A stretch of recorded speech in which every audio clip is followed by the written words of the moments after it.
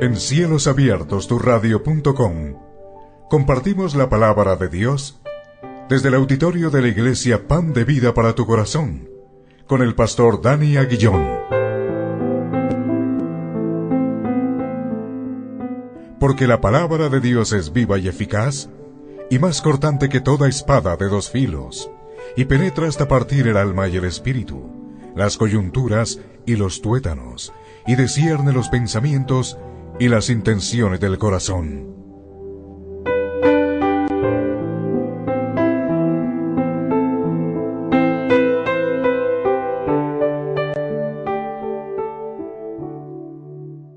El tema de hoy es la fe salvadora. El pasaje es Lucas, capítulo 7, versículos 48 al 50.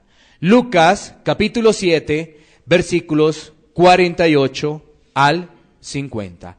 La fe salvadora dentro de la serie de Vida Cristiana. Vamos a leer la palabra de Dios. Dice así: y a ella le dijo: tus pecados te son perdonados. Y los que estaban juntamente sentados a la mesa comenzaron a decir entre sí: ¿quién es este que también perdona pecados? Pero él dijo a la mujer: tu fe te ha salvado, ve en paz. Damos gracias a Dios por su eterna palabra. Ese versículo 50 dice: tu fe te ha salvado, ve en paz. Cuando uno se detiene en el versículo 50 del capítulo 7, podría decir: mi fe me salva, mi fe hace que yo esté en paz con Dios, mi fe puede hacer que yo haga parte del reino de Dios. Sin embargo, eso no es así. Cuando entendemos la palabra de Dios y vamos a ir al contexto, nos vamos a dar cuenta ¿qué fue lo que ocurrió? ¿Qué fue lo que ocurrió? Así que es muy importante mirar el contexto de estos pasajes bíblicos para poder desarrollar la fe salvadora. Y lo vamos a hacer bajo estas preguntas. Desarrollar el contexto bajo las siguientes preguntas. Primero, ¿quién estaba a la mesa con Jesús? ¿Quién estaba a la mesa con Jesús? O sea, ¿quién invitó a Jesús a la mesa? Lo segundo, ¿quién es la mujer que aparece en escena? ¿Quién es la mujer que aparece allí en escena? La tercera, ¿el que estaba a la mesa con Jesús creía en él?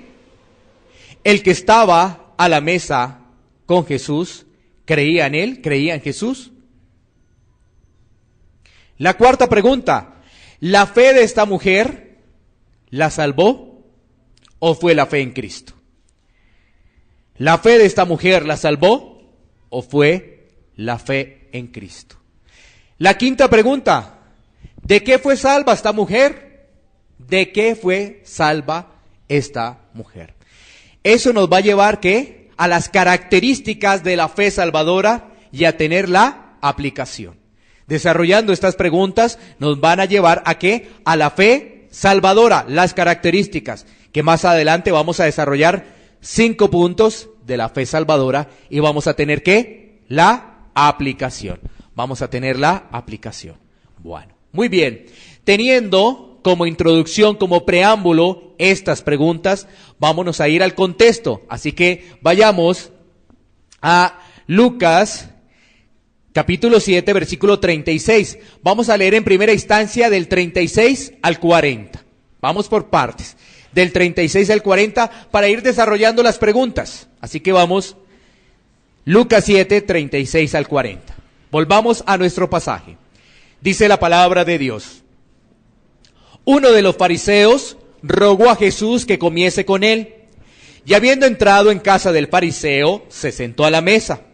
Entonces una mujer de la ciudad que era pecadora, al saber que Jesús estaba a la mesa en casa del fariseo, trajo un frasco de alabastro con perfume.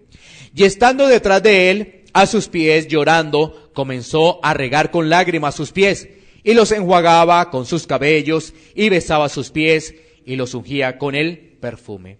Cuando vio esto el fariseo que le había convidado, dijo para sí: si fuera profeta, conocería quién y qué clase de mujer es la que le toca, que es pecadora. Versículo 40. Entonces respondiendo Jesús le dijo: Simón, una cosa tengo que decirte. Y él le dijo: di, maestro. Dejémoslo hasta ahí, más adelante vamos a continuar del versículo 41 al 47. Pero hasta ahí, hasta el versículo 40, podremos responder las primeras dos preguntas. Así que vamos a responder esas dos primeras preguntas. ¿Quién es el que está a la mesa con Jesús? Es decir, ¿quién invitó a Jesús allí? ¿Quién lo invitó? Bueno, ¿quién es el que lo invita? Un fariseo. Un fariseo invita a Jesús a la mesa. ¿Quiénes son los fariseos? Los fariseos eran un partido político y religioso. Un partido político y religioso que hacían énfasis que en el cumplimiento de la ley de Moisés. Hacían ellos énfasis en el cumplimiento ¿qué? De la ley de Moisés en la vida diaria, en la vida diaria. Eso eran ¿qué? Los fariseos. Bueno, así que este fariseo tenía un nombre. Su nombre era Simón. Ahora, tengamos en cuenta que hay muchos Simones que aparecen en la Biblia. Este es otro Simón, ¿no? Hay Simón Pedro, Simón el mago, Simón el fariseo, ¿no es cierto? Simón el leproso. Hay varios Simones que aparecen en la Biblia. Ahora, hay que advertir lo siguiente. Este pasaje que estamos leyendo es muy diferente al de Marcos 13:3-9. Es muy diferente a Marcos 13:3-9, a Mateo 26:6-13 y a Juan 12:2-8. Es muy diferente el contexto. Tengámoslo en cuenta porque algunos quizás lo confunden. No, este pasaje es diferente, es único, este de Lucas a los que mencioné anteriormente. Así que estamos respondiendo. Simón, las características es que es fariseo y que invita a comer a Jesús. Bueno, ahora, ¿quién es la mujer que aparece en escena? Resolvamos esa pregunta. No aparece el nombre de la mujer, pero sí le da características. Es una mujer pecadora.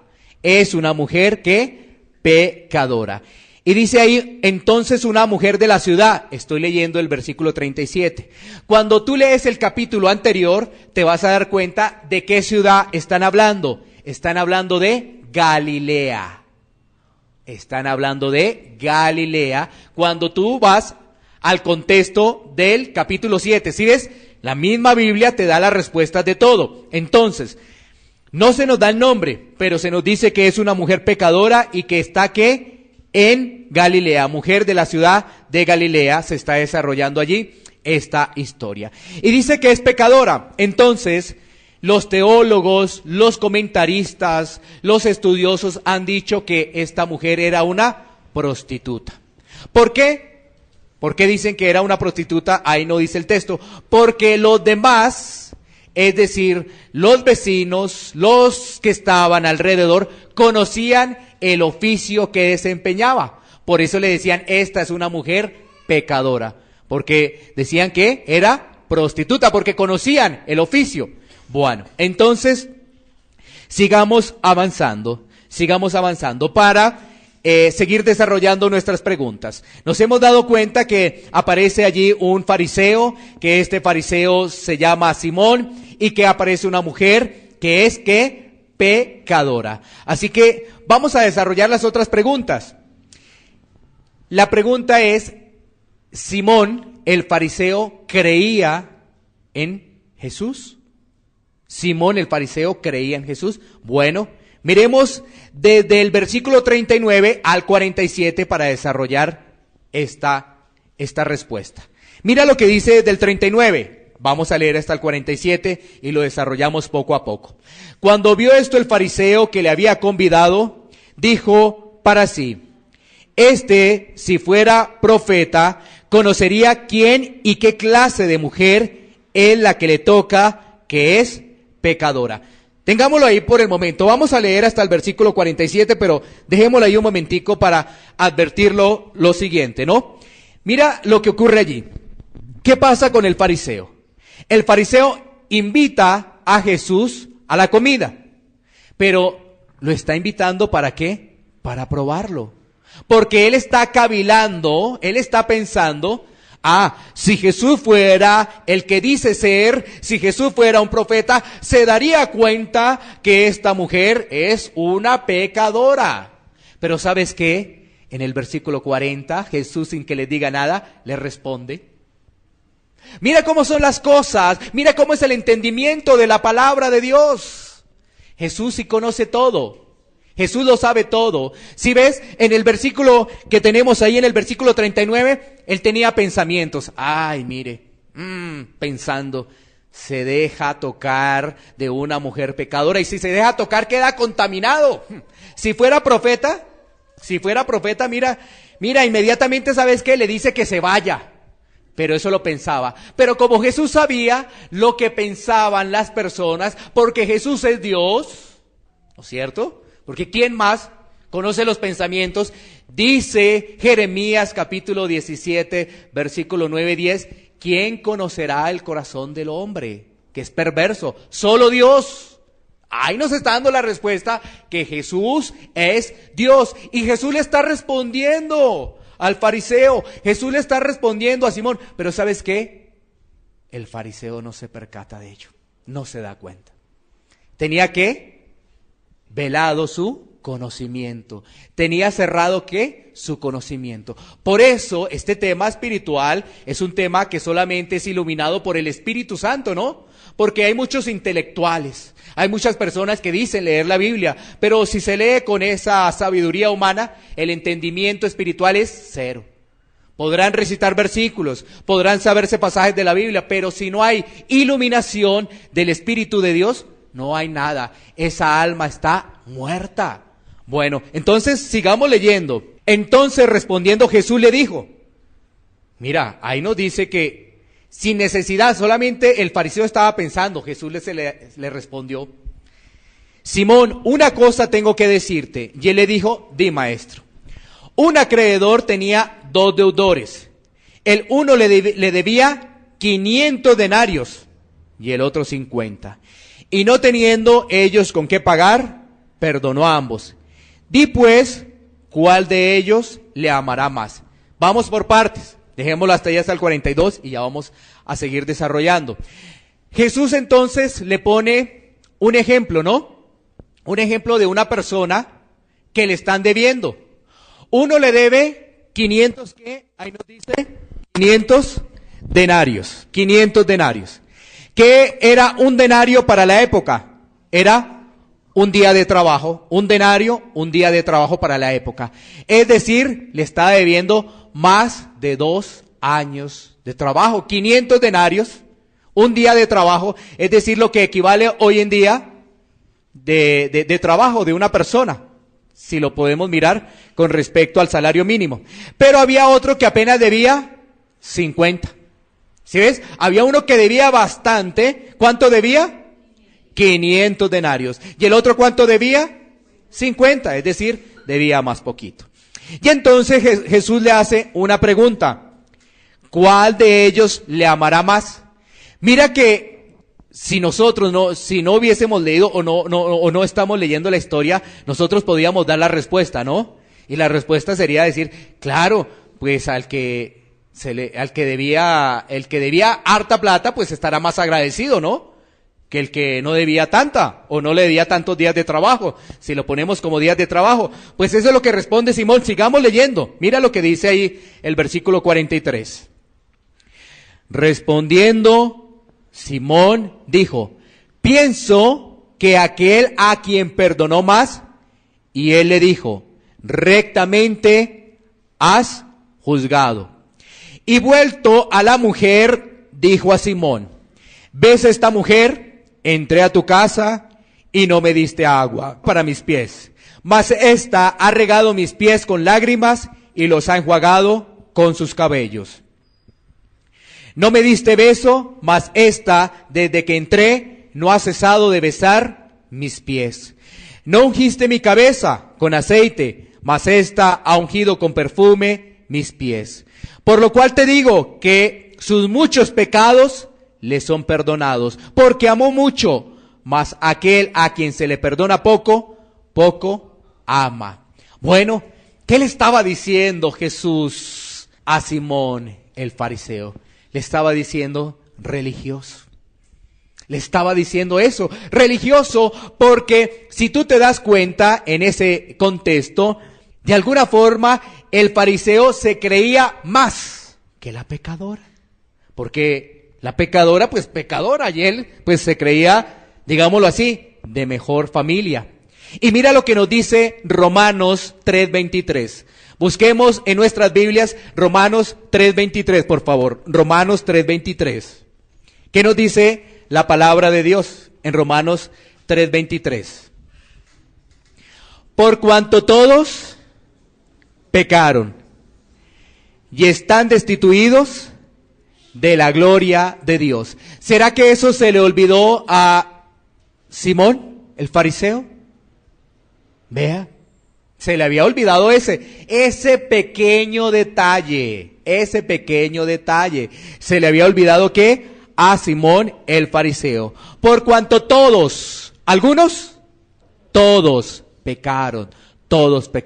¿Y entonces qué? Destituidos de la gloria de Dios. Eso se le había olvidado ¿qué? Al fariseo, porque él estaba bajo los principios que era de religiosidad. Entonces nos estamos dando cuenta que ¿qué hacía Simón el fariseo? Poner su mirada ¿en qué? En la religiosidad. Poner su mirada ¿qué? En el legalismo. Poner su mirada ¿qué? En esas leyes y no aplicarlas realmente como debe ser. Eso estaba creyendo Simón el fariseo. Porque además lo que hizo fue probar a Jesús. Imagínate que te inviten a una cena, a una comida, y lo que hagan es para solamente probarte. O sea, esa persona no te estima. Esa persona no lo está haciendo realmente de corazón. Un corazón genuino, no. Lo está haciendo de forma hipócrita.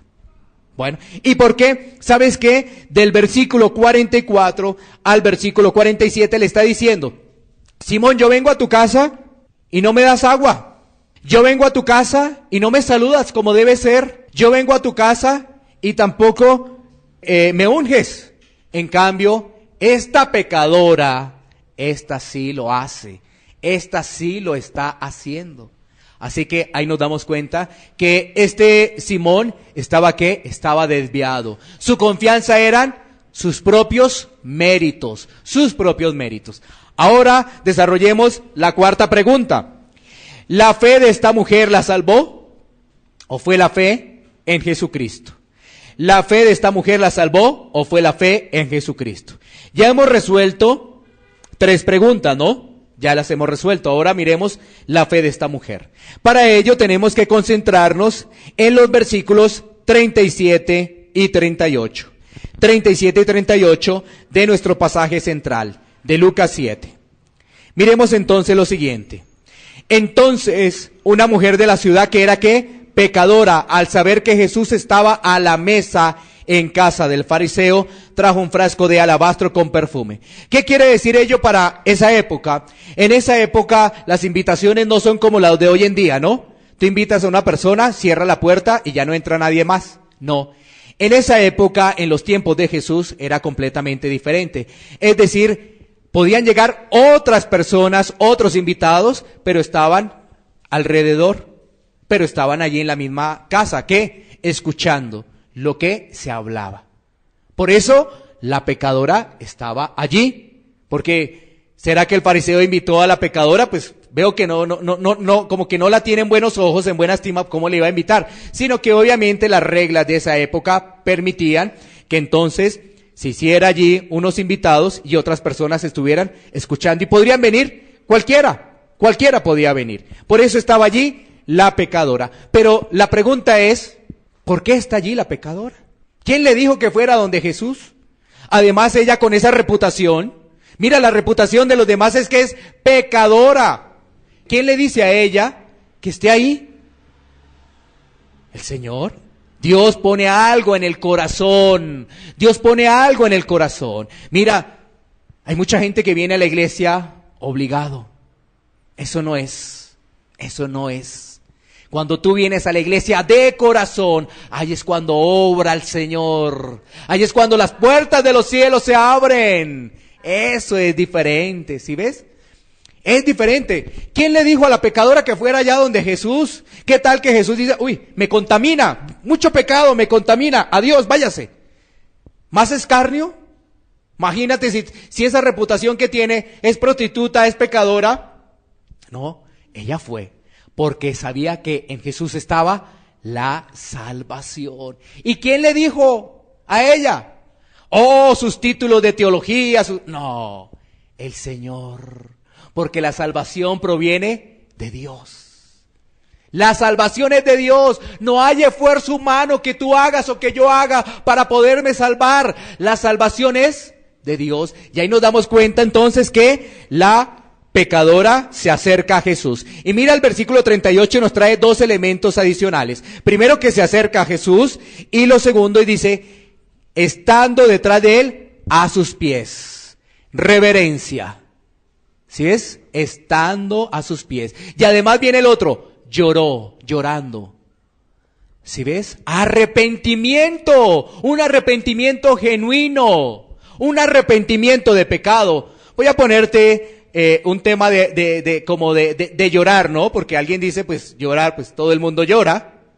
Pero mira la diferencia de este llorar en este ejemplo. Hay una persona que llega tarde a su trabajo, llega tarde. Lo llaman donde el jefe. Y allá donde el jefe, como el jefe sabe que lo va a cortar, lo va a despedir, se pone allá a llorar. Ay, mis hijos, me voy a quedar sin trabajo. Mis hijos se van a quedar sin comer. Ay, mis hijos. El jefe, ¿qué? Se conduele. Está bien, una oportunidad más y esas cosas. Pero ¿sabes qué? Ese es un lloro hipócrita. Porque llegó tarde, porque no es responsable. Eso es hipocresía. ¿Sí ves? A un lloro genuino por el pecado.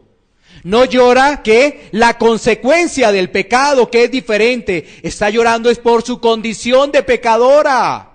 ¿Sí? Alguien podría decir, no, pero es que eso es igual, está llorando por su consecuencia. No, es diferente. En el campo espiritual, esto es diferente.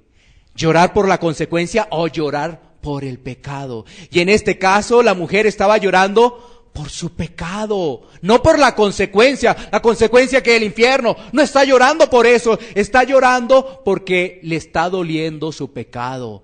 No está llorando por el infierno, no, está llorando porque le duele el pecado. Si ves, llora, dice ahí la palabra de Dios, dice ahí, y estando detrás de él a sus pies llorando, comenzó a regar con lágrimas sus pies. O sea que no fueron 2 o 3 lágrimas, ¿no?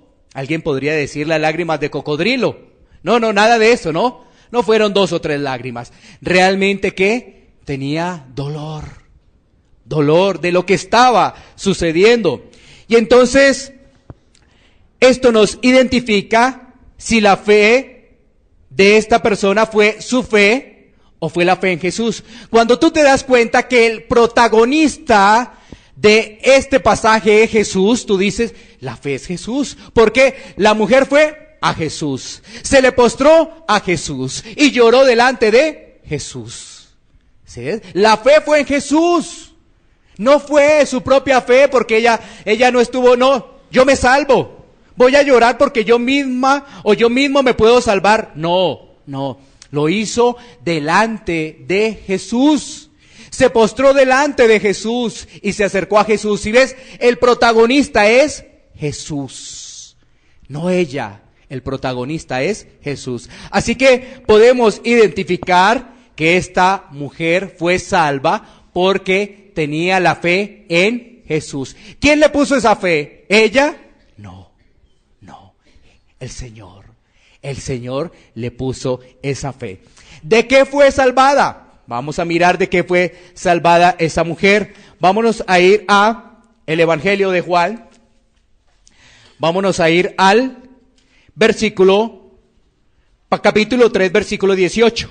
Evangelio de Juan 3, 18. Juan 3, 18. Vamos a resolver la quinta pregunta para llegar a las características de la fe salvadora. Bueno, Dice, el que en él cree no es condenado, pero el que no cree ya ha sido condenado, porque no ha creído en el nombre del unigénito Hijo de Dios. ¿De qué se salvó? De una condena. Es decir, de una condena eterna, estar separado eternamente del Señor. Se salvó de una condena. Y vaya que condena, ¿no?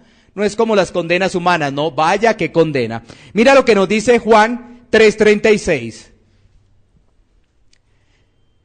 Juan 3:36. El que cree en el Hijo tiene vida eterna. Pero el que rehúsa creer en el Hijo no verá la vida, sino que la ira de Dios está sobre él. Entonces se salvó de la condenación eterna.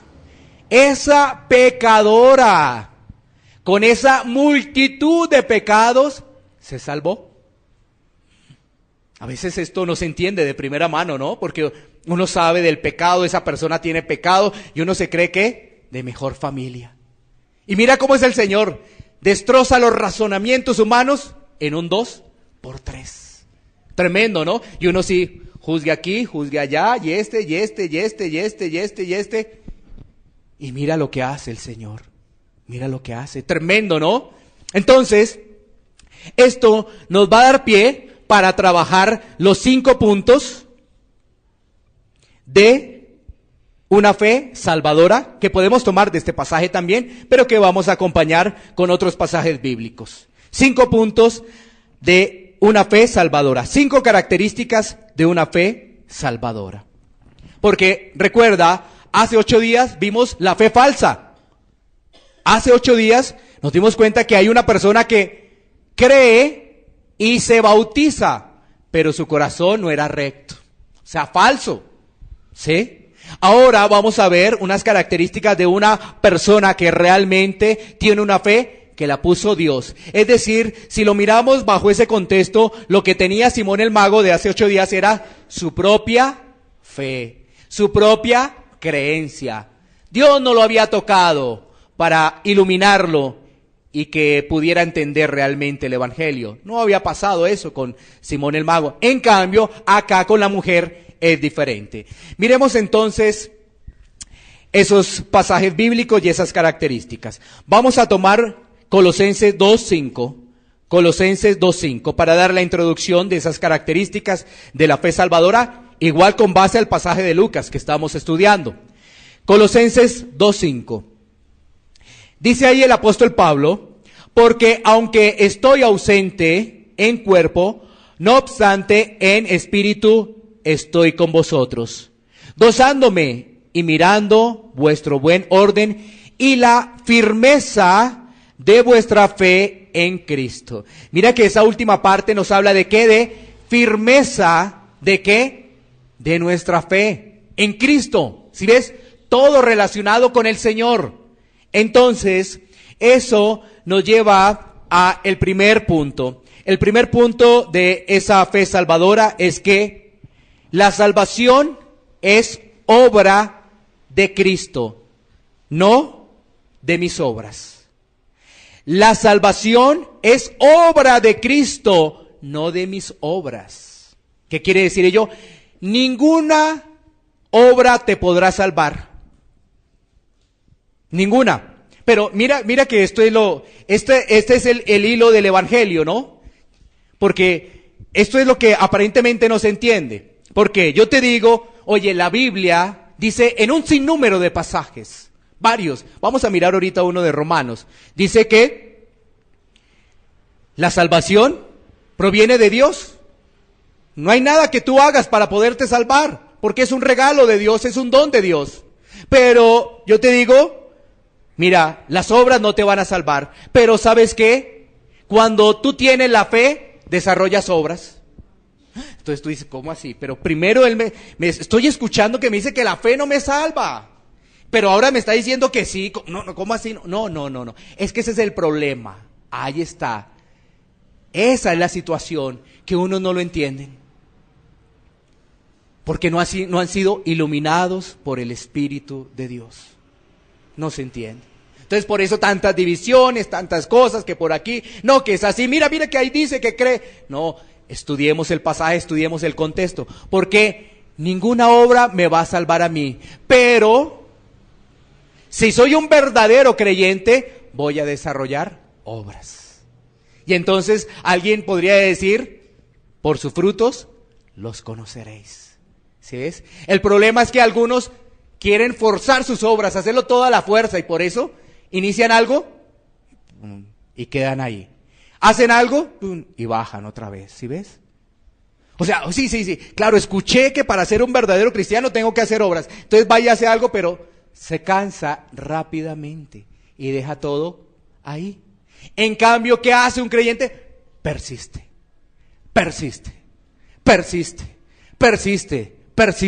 ¿Sí ves la diferencia? Y entonces el otro otra vez, se acordó, le llegó una prédica otra vez parecida, otra vez vuelve y hay obras, sí, hay que hacerlo de verdad. Oiga, ¿yo qué he hecho? ¿Yo cuánto llevo en el cristianismo? No he hecho nada. Uy, entonces ¿yo qué soy, un falso? Uy, no, tengo que hacer algo. Arrancan algo y vuelve unos días, unos meses, y vuelven otra vez y dejan las cosas así. ¿Qué hace un verdadero creyente? Persiste y persiste. Mira lo que nos dice Romanos 9:16. Romanos 9:16. Estamos apenas en el primer punto de la fe salvadora, ¿no? Que es reconocer que la salvación es obra de Cristo, no de mis obras. Bueno, mira lo que dice. Así que no depende del que quiere, ni del que corre, sino de Dios que tiene misericordia. ¿Sí ves? Porque a veces hacemos las cosas en nuestras fuerzas, en nuestra humanidad. Escuchamos este mensaje, lo escuchas por internet. Y entonces tú dices, oiga, sí, necesito hacer algo. Pero mira, no depende del que quiere, ni del que corre, el que está haciendo afanado las cosas, no. Sino del que Dios haya tocado. Sino de que Dios tenga misericordia. Más bien deberíamos decir, que Dios tenga misericordia de mí. ¿Sí ves? Es la diferencia del evangelio humanista, ¿no? Donde tú eres el centro, ahora el evangelio de Dios, donde Dios es lo más importante. Esa es la diferencia. En el evangelio humanista tú eres el centro, entonces tú eres el que manda. Yo hago esto, yo hago lo otro, yo hago y yo hago y yo hago. No. En el evangelio de nuestro Señor Jesucristo es que la voluntad de Dios es la voluntad de Dios. Y mira, ahí nos lo dice el apóstol Pablo, del que tiene misericordia. Tú quieres correr, no, que primeramente Dios toque tu vida. Y eso es lo que le debemos pedir al Señor, que Dios ilumine nuestra vida para poder tener el entendimiento de las Escrituras, para ya no seguir en la religiosidad, para ya no seguir en el legalismo, para ya no de creerse uno de mejor familia. Si fuera así, todos a la final vamos a terminar en un ataúd. Todos. El más rico, bueno, quizá tenga un ataúd hecho en oro. Quizás de pronto, ¿no? Pero igual es un ataúd, es lo mismo. Es lo mismo, o sea, ¿cuál es la diferencia? ¿Cuál es la diferencia? La diferencia es que nosotros somos pecadores, pero hemos sido comprados con la sangre del Señor Jesucristo. Ahí está la diferencia. Ellos no. Los que no creen o tienen una fe falsa, no. Esa es la diferencia. Esa es la diferencia, porque ahora pertenecemos al reino de Dios. Bueno, vamos con el segundo. El segundo lo vamos a encontrar en Salmos 32:5, el segundo punto. Salmos 32:5. Mira lo que dice allí el salmista, Salmos 32:5. Dice la palabra de Dios. Mi pecado te declaré, y no encubrí mi iniquidad. Dije, confesaré mis transgresiones a Jehová.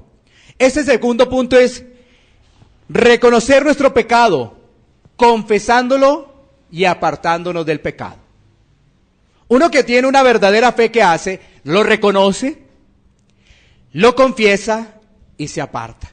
Mira, esto es espiritual, porque alguno dice, sí, yo soy pecador, pero lo deja ahí. ¿Ha cambiado? Sí, yo tengo esta mala práctica, pero continúa con esa misma práctica. O sea, uno que solamente lo reconoce.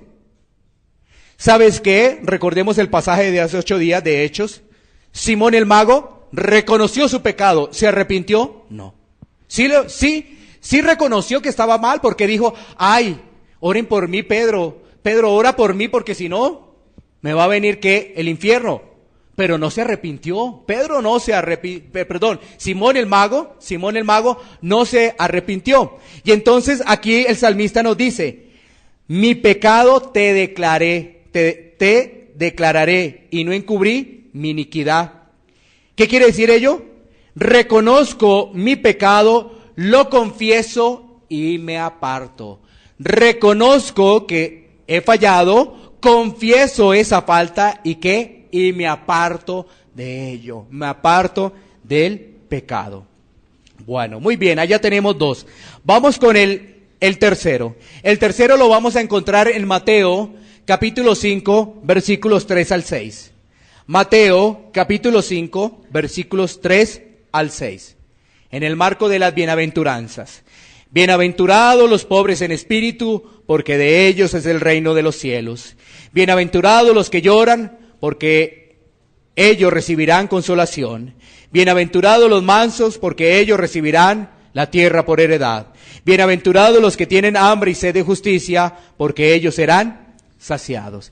¿Qué quiere decir ello? Una humildad genuina. Humildad genuina. Claro, miremoslo con respecto a la mujer pecadora. ¿La mujer pecadora era pobre en espíritu? Sí, era pobre en espíritu, porque ella reconoció su pecado, por eso estaba llorando, porque reconocía su pecado, no la consecuencia, sino estaba reconociendo su maldad. Era pobre en espíritu, porque ¿quiénes son los pobres en espíritu? Los que identifican que no se pueden salvar, que necesitan un salvador, un rey, un señor, necesitan un rey y un señor para poder ser salvos. Eso tenía la mujer. Dice allí la bienaventuranza, por ejemplo, la del versículo 4, los que lloran. La mujer estaba llorando. ¿Y por qué está llorando una persona? ¿Y por qué es bienaventurada?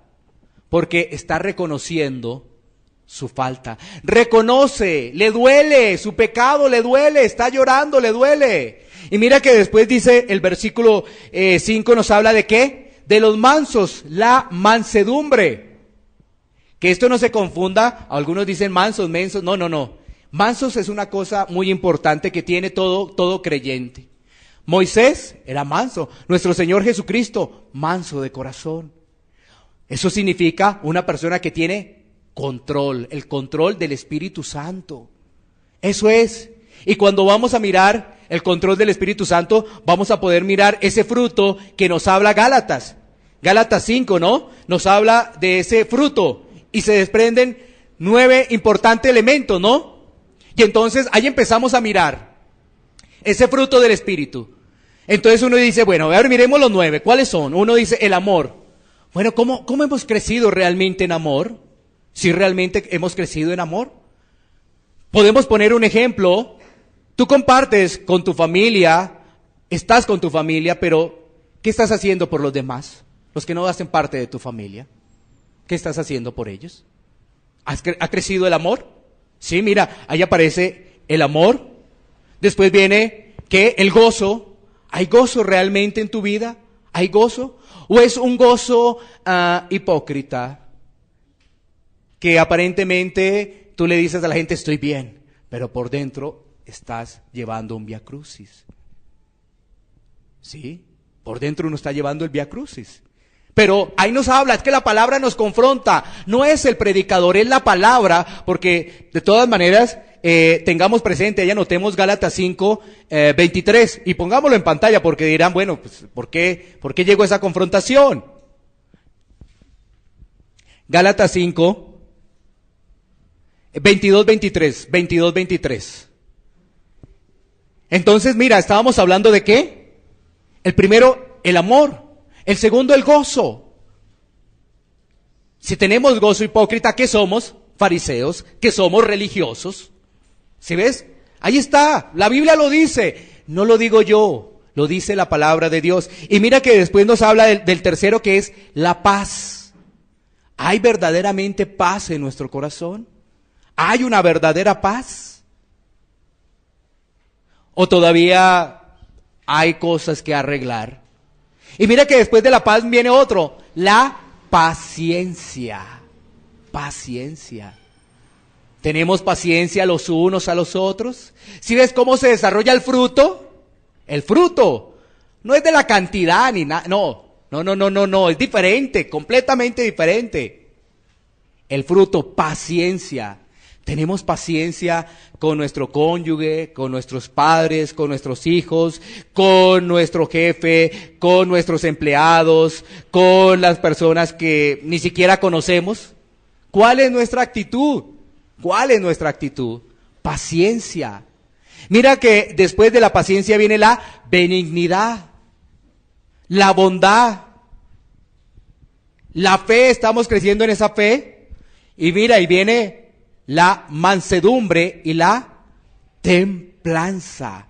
Allí están ese fruto del Espíritu. Y eso es lo que entendemos realmente si estamos o no caminando con Dios. O si todo es solamente una mera fe intelectual. O sea, yo leo la palabra, sí, yo creo que dice esto. Me voy a otro pasaje, sí, yo creo que dice eso. ¿Yo creo? ¿Tú crees? No. Es que, ¿qué inspiró? El Espíritu Santo. Es diferente. ¿Sí ves? Alguien puede poner ejemplos en este mundo posmoderno, ¿no? Ya, en estos momentos ya no hay sitio donde congregarnos, porque toda la gente, unos diciendo una cosa, otros diciendo cuántas religiones hay. Y si tú vas a la palabra de Dios, la palabra de Dios manda a congregarte. ¿Sí ves?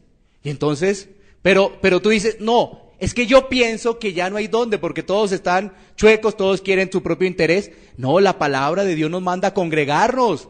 Imagínate, tú te encuentras con una persona, oye, ¿tú dónde estás? No me congrego.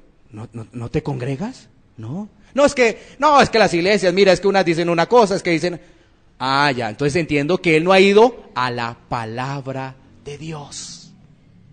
Y todavía hay muchas personas que están pendientes a ver, yo le pregunto, ¿tú qué piensas de esto? ¿Qué piensas del otro? No, dejemos eso, vayamos a la palabra de Dios, listo, y se solucionó. Porque si tú le estás preguntando a una persona que aparentemente puede decirse que es cristiana, pero ¿y si no lo es? Por eso dice, por sus frutos los conoceréis. Bueno, sigamos avanzando. Vámonos con este tercer punto es de una humildad genuina, ¿no? Porque ya entendemos que hay una humildad falsa. Hay una humildad falsa. Hay una humildad que quiere sacar, ¿qué? Beneficio propio. O sea, egoísmo. Bueno, vámonos con, ¿este era el tercero? Tercero, ¿no? Sí, tercero. Vámonos con el cuarto. Santiago 2:8. Santiago 2:8. Santiago 2:8 nos dice: si en verdad cumplís la ley real conforme a la Escritura, amarás a tu prójimo como a ti mismo. Bien hacéis. Por eso, reitero, mira, es muy importante comportarnos bien con nuestra familia, aunque en familia hay problemas, ¿no? En la familia es cuando más se presentan las discusiones. Sí, pero si tú te das cuenta, cuando hay una reunión de cumpleaños, una reunión de fin de año, pues está en la familia, ¿sí ves? Ahí se reúnen. Pero, ¿haríamos una actividad, una cena de fin de año para invitar a los que no conocemos? ¿Lo haríamos? A los que no conocemos ahí. ¿Sí ves? Difícilmente. Pero, ¿eso qué quiere decir? Que en nuestros corazones debe haber, ¿qué? Ese amor al prójimo. Porque, mira, este cuarto punto es el siguiente. Demostramos el perdón de Cristo reflejando el amor al prójimo. Ese es el cuarto punto que vemos aquí en Santiago. Demostramos que Cristo nos ha perdonado cuando nosotros reflejamos el amor hacia los demás. El amor hacia los demás, conozcamos o no conozcamos. Así es, lo podemos conocer, pero de pronto nos cruzamos con él y si en algo podemos ser útiles, si en algo podemos colaborar. Mira lo que nos dice Primera de Juan 2:9. Primera de Juan 2:9. La Escritura nos dice en Primera de Juan 2:9: El que dice que está en la luz y aborrece a su hermano, está todavía en tinieblas.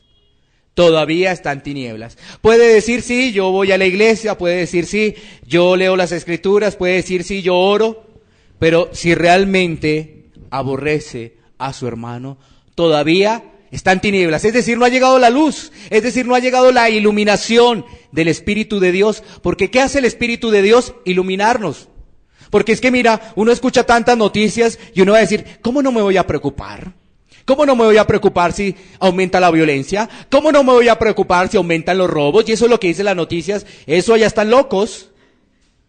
Precisamente tiene que venir el Espíritu de Dios para darte ¿qué? Recuerda un fruto. Uno de esos frutos es paz. Otro de esos frutos es gozo. O sea que mientras los demás están en preocupación, moviéndose de un lado para otro, y ahora qué vamos a hacer, ahora qué tocas, nosotros estamos en otra línea. Porque hay paz y gozo. ¿Y por qué crees que hay paz y hay gozo? Porque Dios está en nuestra vida. Porque nos hemos salvado de la condenación eterna, del lago de fuego, nos hemos salvado. Así que ahí está entonces ese cuarto punto, ¿no? Demostramos el perdón que nos ha dado Cristo, reflejando el amor al prójimo. Y el quinto, el último, Juan 15:14. Juan 15:14. Sigamos escudriñando la palabra de Dios. Juan 15:14. La palabra de Dios nos dice en el Evangelio de Juan: vosotros sois mis amigos si hacéis lo que yo os mando. Tiene que ver con la obediencia. Obediencia. Una fe verdadera es con la obediencia. No es lo que yo pienso. No. Es realmente lo que dice las Escrituras, y las Escrituras entonces las leemos con el entendimiento que nos da la iluminación del Espíritu de Dios. Porque tú puedes entender las Escrituras a tu conveniencia, a tu acomodo. No. Ese es el problema que estamos viviendo en estos últimos años, ¿no? Aparentemente se lee las Escrituras, pero es a nuestro acomodo. A nuestro acomodo no. Hay que leerla con el entendimiento, con la iluminación que da el Espíritu de Dios. Eso es diferente. Ahí es cuando ya empezamos a decir, no, yo pienso así y es así. No, ya es cuando cambia todo, ¿no? Ya es diferente. Así que recordemos estos puntos para poder llegar a la aplicación.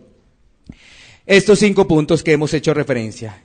El primer punto del cual hemos hablado sobre estas características es que reconocer que la salvación es obra de Cristo, no de mis obras. Ninguna obra que hagamos nos podrá salvar. Si lo hacemos pensando ello, nos vamos para otro lado. Segundo, reconocer nuestros pecados, confesándolos y apartándonos del pecado. Tercero, teniendo una humildad genuina. Cuarto, demostramos el perdón de Cristo reflejándolo a los demás, es decir, con el amor al prójimo. Y el quinto, que es la obediencia. Si tú te das cuenta, esos puntos los tenía la mujer pecadora, la del pecado. Claro, la del pecado. Imagínate, una persona que llora amargamente se aparta del pecado. O sea, esa mujer no volvió a su vieja vida, no. ¿Qué pasa? Esas lágrimas falsas, uno llora y regresa a su vieja vida. Vuelve otra vez a andar en lo mismo. No. ¿Sí ves esos puntos? O sea, ¿esa mujer tenía su fe en Jesucristo? Sí tenía ello, su fe en Jesucristo. Segundo, esa mujer, como lo hemos señalado, ¿confiesa y se aparta de su pecado? Sí lo confesó, se aparta. Sí se dio cuenta que era pecadora, si no hubiese llorado de esa forma, ¿no? ¿Esa mujer demostró una humildad? Sí. Imagínate exponerse, si se hubieras puesto al ridículo ahí de todos, váyase, piedra, le tira, lo que fuera, fuera, ¿sí? Porque estaba contaminando al maestro. Sí demostró que una humildad genuina. ¿Qué demostró? ¿Demostró amor? Sí, porque si tú te das cuenta, el pasaje nos habla que ella sí le sirvió al Señor, como no lo hizo Simón.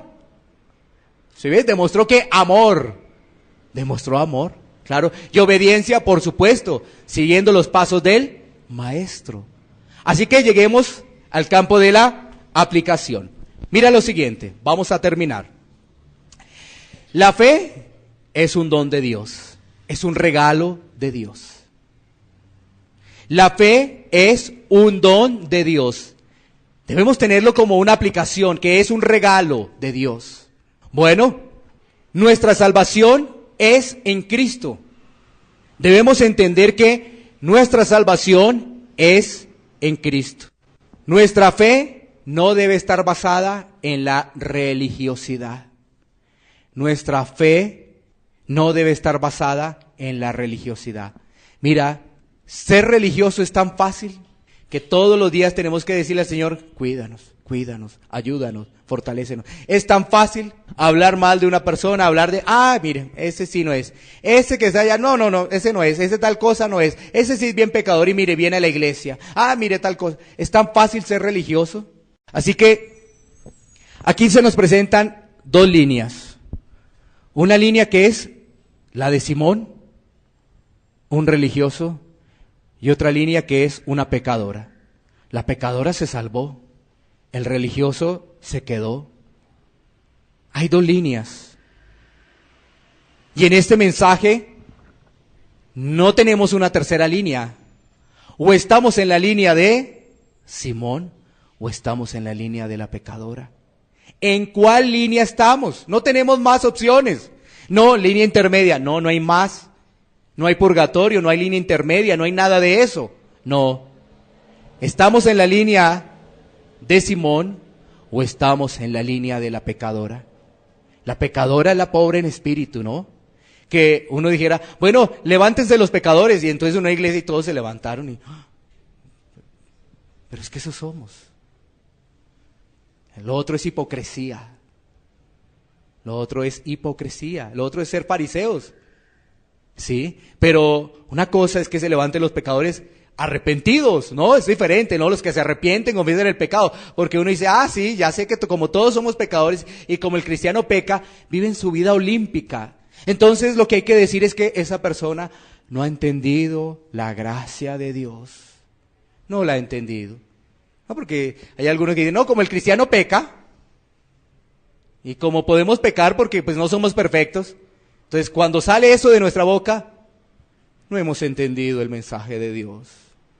Vivimos en la religiosidad. Que Dios se apiade y tenga misericordia de nosotros. Iglesia Pan de Vida para tu Corazón, Barrio Castilla, en Bogotá, Colombia. Calle Octava bis A, número 7735, segundo piso. Sitio web www.pandevidaparatucorazon.com.